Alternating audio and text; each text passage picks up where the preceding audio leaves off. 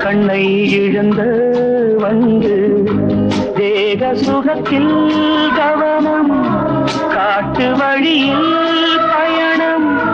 கங்கை நதிக்கு மண்ணில் அணையா இளமையெனும் பூங்காற்று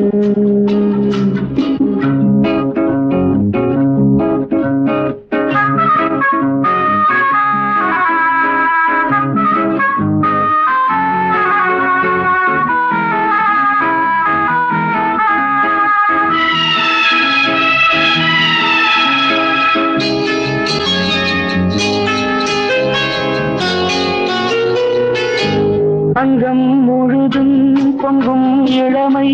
இதம் பதமாய் தோன்று